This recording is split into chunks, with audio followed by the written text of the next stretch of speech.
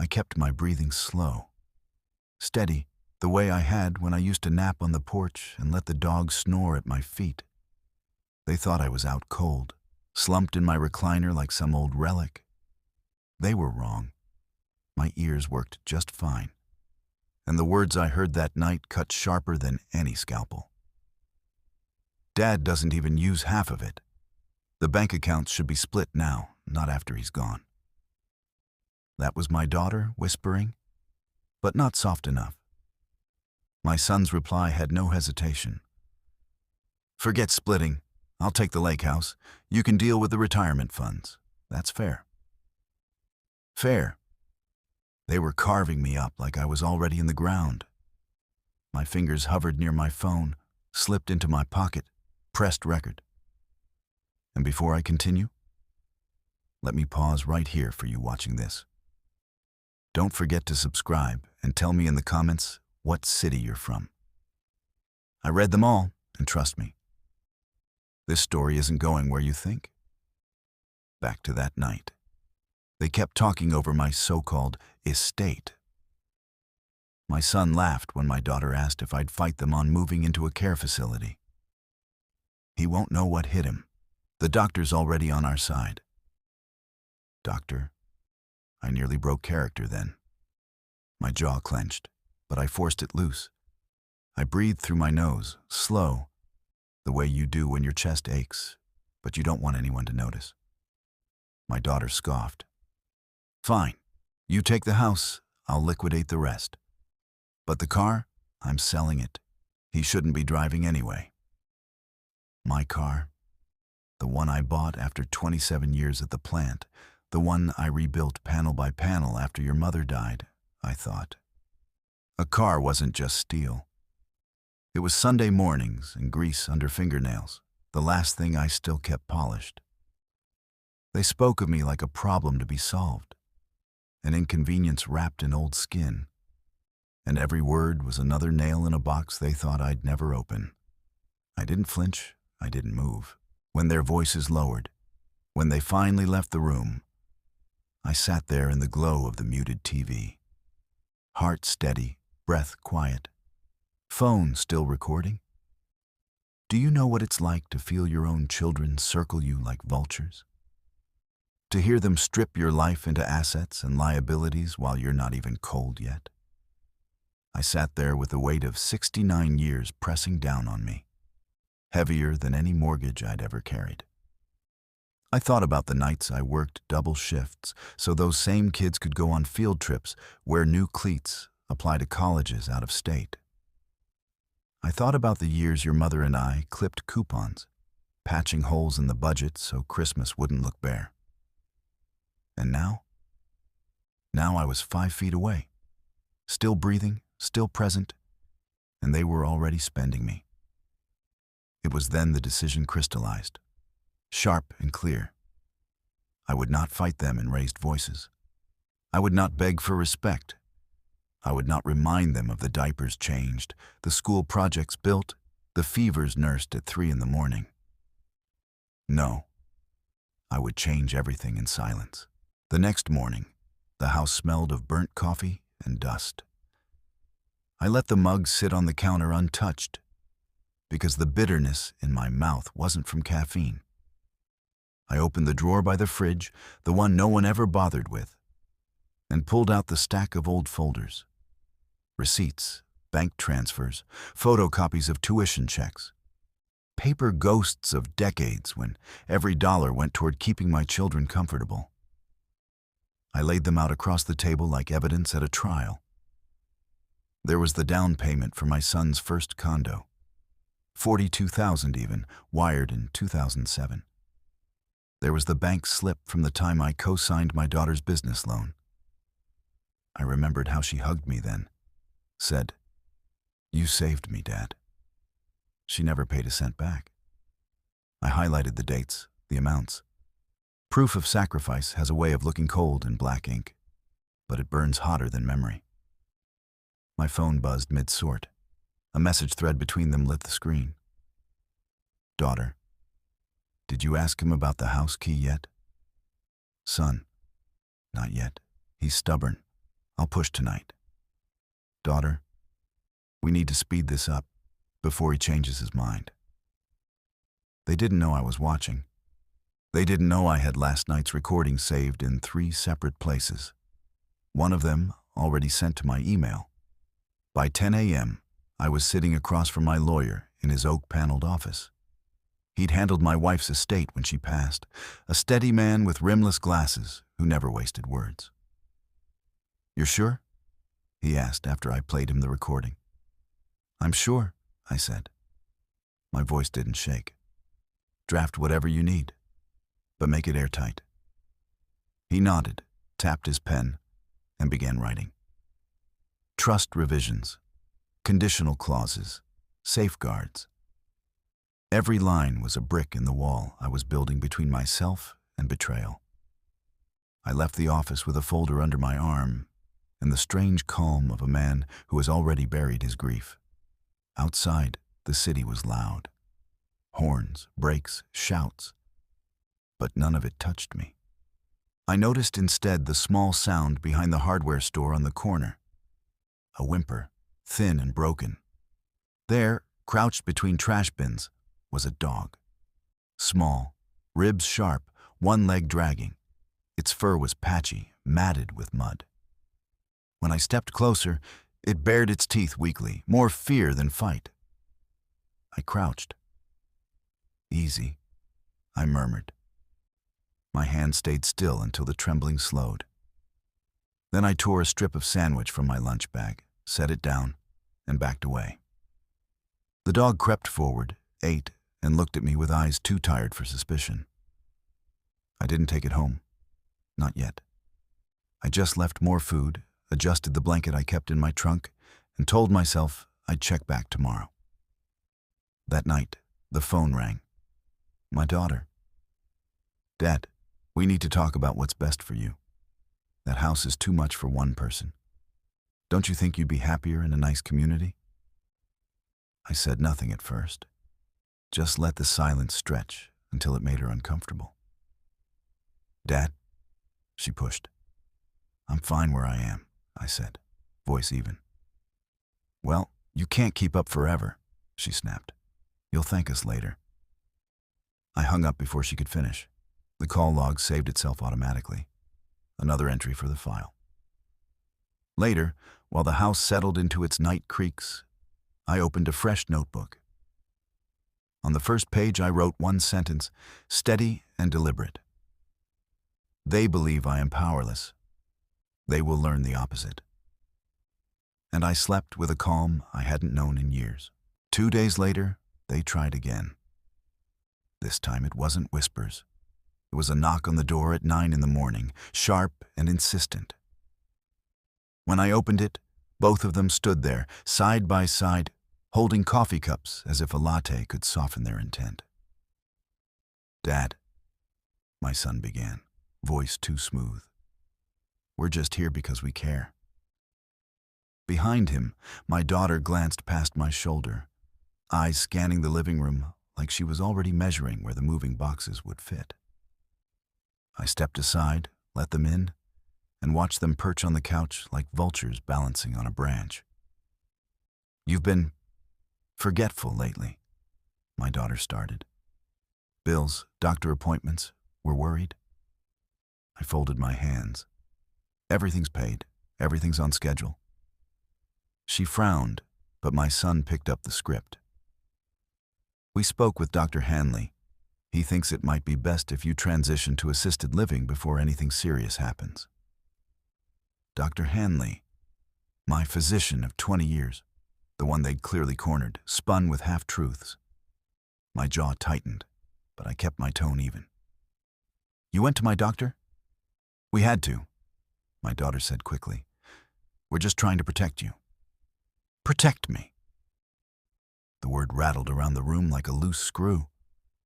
I let it sit in the silence. Then I excused myself, walked to the kitchen, and pressed my phone against the counter, recording again. When I came back, I didn't argue. I just listened while they floated phrases like power of attorney, safe transition, financial oversight. My son even slipped and said, "Once the house sells," before catching himself. They left after an hour, frustrated that I hadn't agreed, but confident I was weakening. As the door clicked shut behind them, I exhaled. Every word was now documented, every slip preserved. That evening, clouds dragged themselves over the town like wet wool. The air turned heavy, then split open with rain. I went back to the hardware store. The dog was gone. Panic cracked through me faster than the thunder. I circled the alley twice before hearing the faint yelp. Behind a stack of pallets, tangled in rusted wire, the animal writhed, paw bloodied. "Easy," I whispered, crouching in the downpour. My hands worked slower than they had in years, but steady. I cut the wire with a pocket knife, lifted the shivering body against my chest. Rain soaked us both, but I felt the heart beating, stubborn and frantic, against my ribs. I carried it home, laid it on an old towel by the heater, boiled water, rinsed the wound, wrapped it as best I could with strips of cloth. The dog whined once, then curled into the warmth like it had been waiting for this place all along. For the first time in weeks, the house didn't feel empty. There was another heartbeat in it, faint but present, and that was enough. Later, as lightning traced pale fingers across the walls, I sat with my files spread out, the recordings queued, the trust papers waiting for my signature. My children believed that they were tightening a noose. They didn't know I was braiding rope of my own.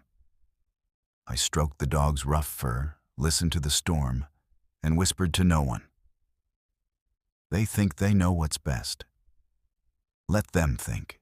I left the dog sleeping by the kitchen vent, a makeshift cone around its neck cut from an old plastic folder and taped with painter's tape. It barely lifted its head when I closed the door. The morning had the thin chill of a waiting room, which felt appropriate. I wore my one good jacket, the one your mother liked because it didn't pretend to be new, just clean. Kearns's office sits on the second floor of a brick building downtown, the kind with a brass directory and a stairwell that smells faintly of lemon cleaner and old paper. His receptionist greeted me with the same quiet that has always made me trust that place. No chatter, no sales pitch, just a clipboard and a glass of water set where my hand would be. We had set this up as a family update, a phrase that let everyone feel polite about being summoned. When my children arrived, they brought partners. My son's wife carried a tote bag bulging with folders and wore the expression of someone on her way to a closing. My daughter's boyfriend hovered near the window, scrolling, then tucking the phone away when he met my eyes. The four of them made a neat rectangle around the conference table, each with their own pen. Kearns came in with a leather folio and a yellow legal pad, rimless glasses fogging briefly before he removed them and wiped them clean. He shook hands all around, no more warmth for one than another, which was one of the reasons I liked him. "Thank you for coming," he said, settling into the chair at the head of the table. "As Mr. Hale requested, today is to confirm some updated instruments and to answer any process questions. No one is being asked to sign anything. This is a disclosure." My daughter spoke first. "Is this about a power of attorney? We've been concerned he doesn't have one in place." Kearns nodded. "He does. He has for years. Today we're confirming revisions to several documents. The revocable trust, the pour-over will, the durable power of attorney, and the advance directive.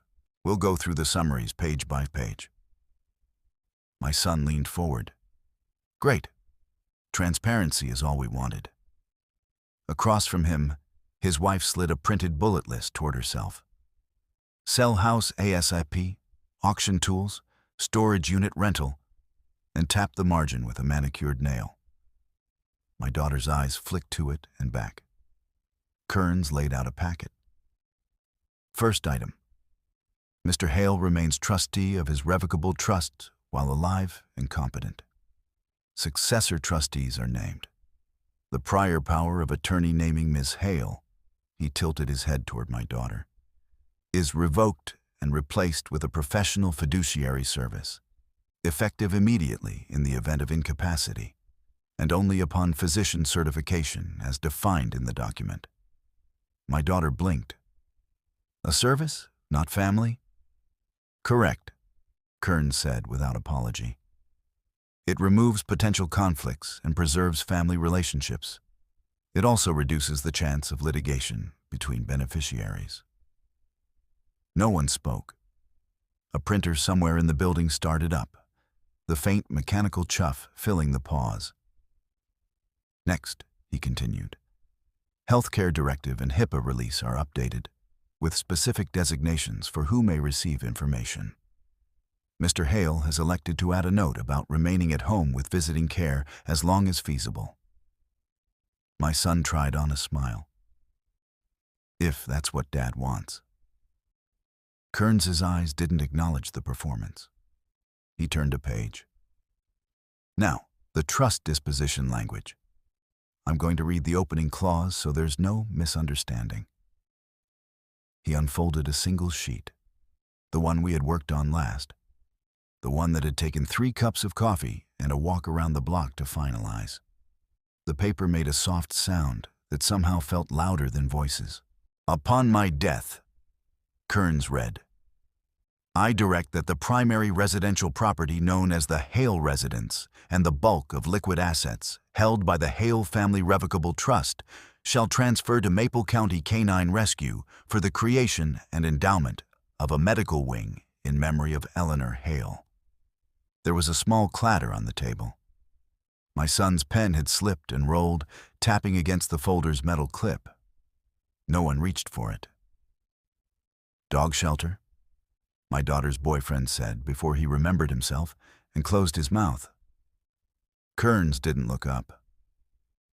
Maple County Canine Rescue, he repeated, flat as a ledger. I watched my children, not to gloat, but to measure. My daughter's face went very still in the way it does when she's holding back anger she thinks is justified.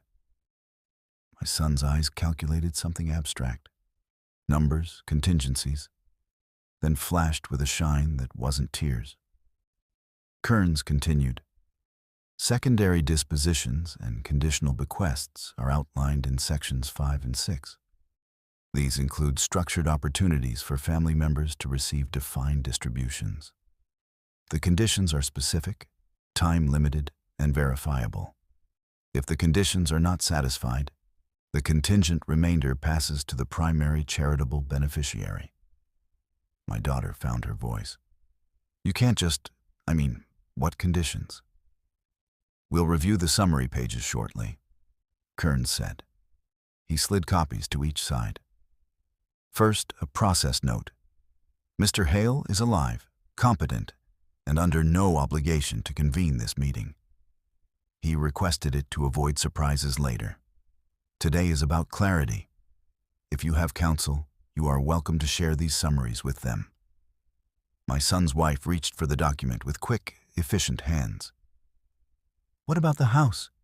She asked, not looking up. It says, primary residential property. Is that the lake property or this one? Kearns's pen paused above his pad. Both parcels are described in the exhibits. The primary residence is where Mr. Hale lives. The lake property is listed under Schedule B. So the lake house too, she said softly, almost to herself. I didn't say that, Kearns replied, just as softly. You'll want to read? Across the table, my daughter pressed her thumb into the paper until the nail blanched. Why this rescue? I answered, because it was mine to answer. They fixed the dog your mother found behind the church when you were 8. The vet bill was more than our mortgage that month. The shelter raised the money so your mother wouldn't have to sell her wedding ring. No one said they remembered. Maybe they didn't. Maybe memory is a muscle that atrophies when you only work the parts that serve you. Kearns cleared his throat. Let's walk the outline. The important thing to understand is that nothing today requires your signatures. Questions are welcome. We'll keep a record. He began. Definitions, terms, the slow machinery of the law working the way it should when words have to do more than make promises. I watched their eyes move left to right, stutter, back up. It is one thing to talk about what you deserve. It is another to see what is required in writing. When we paused, the room had the quiet of a library. Outside, a bus sighed, brakes exhaling under the window. I placed my hands flat on the table, the skin thin, the veins raised. The same hands that had carried a shivering stray through rain and sorted tuition receipts on a kitchen table. I'm here, I said, not loud. And I will remain where I live, in my house, with my dog, and with my decisions intact. The rest is on paper. Kearns capped his pen. Shall we continue? When the meeting ended, they didn't speak to me on the way down. My daughter's heels struck the marble like gunfire. My son kept his hands buried in his pockets, jaw clenched hard enough to grind stone. Outside, the sky hung low and gray, pressing on the city with the weight of a storm that hadn't yet broken. I walked alone to the car. Inside the glove box was a folder I hadn't shown them yet. Copies of every transfer, every loan, every receipt proving how many times I'd pulled them from the fire. I didn't wave it in their faces. I didn't need to. They knew enough now. That evening, the dog, still weak but eating, followed me from room to room, paws tapping against the floor like a metronome. I named him only in my head. Chance. Because that's what he was. A second chance at loyalty, at trust, at having something in the house that gave without wanting to take. My daughter called again. This time her voice was brittle, sharp. Do you even understand what you've done? You're giving everything to strangers, to dogs. To a shelter, I corrected softly. Same thing, she snapped. You're humiliating us. People will think you hated your own family. I didn't argue. I let the silence stretch until her breathing grew ragged. Then I said, people already know who you are. What they think won't change much. She hung up. 2 hours later, my son appeared at the door, uninvited, carrying a six-pack like a peace offering. He sat down at the table, didn't open a can, just rolled it back and forth between his palms. Dad, he said finally, this is crazy. You're not thinking straight. I've never thought clearer, I replied. You want to punish us? Fine. But don't pretend this is about dogs. Don't rewrite history like you cared more about them than us. That was when I leaned forward, folded my hands, and locked eyes with him. You already rewrote history. Last week. When you stood in my living room and divided me like property. Don't talk to me about care. His lips pressed tight, his eyes flicked away. He stayed another 10 minutes, circling the point, trying to chip at the edges of my resolve. When he left, he slammed the door hard enough that the dog startled and whined. I rested my hand on Chance's back until he settled. Later that night, I opened the recorder again. I played back their voices, their bargaining, their plans, their scorn. Each word was a nail in the structure I was building. Each nail made the frame stronger. Outside, rain finally came. Heavy, relentless. It beat the roof like fists demanding entry. But inside, in the glow of a single lamp, I felt the quiet satisfaction of a man who had chosen his ground. Chance shifted, laid his head on my shoe, and slept. I whispered into the dim air, not to him, not to anyone but myself. They thought I was asleep. They thought I was done. But I'm only beginning. My children did not retreat. They circled. They probed. The first move came from my son. Dressed up as kindness, he sent a text the next morning. "Want me to mow the lawn for you? Just looking out?" I didn't answer. That afternoon, a letter arrived. Not handwritten, no, printed on thick stationery with a law firm's crest. Inside, veiled phrases about ensuring smooth transitions and mitigating potential disputes. It was a test balloon, nothing binding, but enough to remind me how far he was willing to lean on strangers in suits to get what he thought was his. My daughter chose another tactic. Silence at first, then a sudden appearance at the shelter.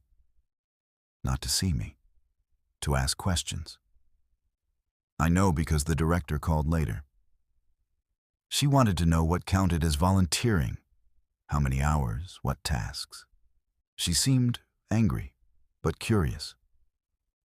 I pictured her, manicured nails clicking against the reception desk, jaw tight, eyes scanning the kennels with disgust. She wouldn't touch the work yet, but curiosity had cracked her pride, if only slightly. That weekend, I went myself. Chance needed checkups, and the shelter staff welcomed him as if he had always belonged. While the vet cleaned his wound and redressed it, I signed a quiet donation slip to cover the month's food shortfall. The director tried to thank me. I waved it off. I wasn't buying gratitude. I was investing in something that gave back without asking. 2 days later, word reached me again. My daughter had shown up, this time in old jeans and sneakers too white to be convincing. She mucked kennels under supervision, face twisted as though the smell of bleach and wet fur were an insult to her existence. But she stayed the whole shift. The director noted her awkward apology when she left. "See you next week." My son, meanwhile, went the other way. He consulted a new attorney. Shark was the word my lawyer used. He started talking loudly in town about elder abuse, about concerns for Dad's mental clarity. It was all theater, but theater has an audience. One night, I woke to hear scratching at the door. Chance, restless. When I opened it, I found my son on the porch, half drunk, voice low and urgent. "You're really gonna throw away the family legacy for mutts?" he hissed. "You think Mom would have wanted that?" I let him finish. Then I spoke quietly. "Your mother wanted honesty. She wanted loyalty. You've shown me neither." He cursed, turned, and staggered off into the dark. Back inside, I sat with Chance curled at my feet and thought of the files locked in Kearns's cabinet, the clauses sharp as barbed wire, every condition notarized. It wasn't revenge. It was clarity. The choices were theirs. They could meet the terms, or they could walk away empty. But what mattered most was that for the first time in years, I held the pen. The next morning, I walked past the mirror in the hallway. The man staring back at me was thinner, older, lined with the weight of years. But behind the eyes was something steady, something my children had forgotten existed: resolve. Chance padded behind me, tail thumping once against the wall. We both kept walking. Deadlines have a way of making people honest. The calendar on my fridge stared back with 2 red circles. One for the shelter hour certification, one for the signed statements my lawyer required. I didn't remind anyone. Reminders are for children. Clocks are for adults. By then, Chance was walking without a limp, a faint white seam around his paw like a stitched memory. Morning started with his nose tapping my wrist and ended with him curled under the bench by the door. He watched everything with the quiet concentration of an animal that has measured chaos and chosen calm. My daughter began showing up at the shelter twice a week. At first, she moved like someone serving a sentence. Eyes averted, shoulders stiff. Rubber gloves pulled past the wrist like armor. But the work doesn't care who you think you are. It cares whether the water bowls are full, whether the crates are dry, whether the dogs go outside, even when the wind knives through your coat. She learned to hold a leash properly. She learned to mop without spreading bleach into puddles. She learned the difference between a growl that means pain and a growl that means back off. No speeches, just tasks that start at 6:30 a.m. and stare at you until you complete them. On her third week, I saw her through the glass washing a metal pan, jaw tight, hair tucked under a cap. A brindled dog pressed its head against the kennel bars when she walked by. She stopped, hesitated, then knelt and let the dog smell her hand. No Instagram, no audience, just a small, ordinary moment that nobody would cheer for. It's the only kind that matters. Meanwhile, my son went louder. A friend posted a thread accusing me of being manipulated by unknown parties, sprinkled with words like undue influence and isolation. Another day, a social worker knocked politely and asked to see me, just to make sure you're supported. I welcomed her in, offered coffee, handed over copies of my updated forms, my evaluations, my recordings. Facts lined up like bricks. She left 20 minutes later satisfied that I was exactly what I claimed to be. A man who made decisions and could explain them. My son didn't like that outcome. He called that night, voice slick with grievance. "So you had a whole performance rehearsed for the county?" "I had documents," I said. "You should try them." "Dad, this isn't you," he pushed. "You're letting bitterness run your life." "No," I said steady. "I'm letting boundaries run it." The next morning, my daughter knocked on my door with the shelter director beside her. "We need your signature," the director said. "Volunteer hours verification?" I read the sheet. It wasn't padded. It wasn't generous. It was honest. Early mornings, kennel cleaning, dog walking, laundry, basic intake notes. At the bottom, a space for a supervisor's comments. Learns quickly, shows up on time. Not afraid of the hard cases, just unsure with them. Improving.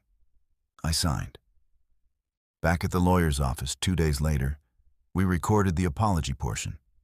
No grandstanding, no courtroom drama, just a notary, a camera, and sentences that had to be said without excuses. My daughter's voice wavered, then steadied. She apologized for the night they thought I was asleep. She acknowledged the money I'd given and never asked back. She didn't ask for forgiveness. She simply accepted responsibility. That counts more than people like to admit. Paper doesn't care how you feel saying it. It cares that you do. My son didn't show. He sent a letter instead, drafted by the shark, 5 pages of accusations braided with legalese, a reservation of rights, stapled to a threat to contest anything contestable. It ended with a paragraph daring me to consider the reputational harm of making my private choices public. I took the letter to Kearns. He read it once, sighed through his nose, and slid me a prepared response already waiting in his outbox. "We anticipated this. We cite statutes. We invite them to comply with the existing, perfectly reasonable conditions." He tapped the page. They can still make a choice. That night, rain needled the windows. Chance shifted in his sleep, chasing something only he could see. I thought about the word legacy and how easily it turns to ash if you leave it to people who treat you like a bank with a pulse. I thought about my wife's laugh, about the way she held a trembling beagle under a heat lamp until morning once, because no one else could. I didn't need a reason for what I was doing. I already had the only one that mattered. On the final week before the deadline, my daughter arrived at the shelter before sunrise. I watched her shoulders drop as she took the heavy trash bags out to the dumpster. Later, she came to my porch carrying a folder. "I need one more signature.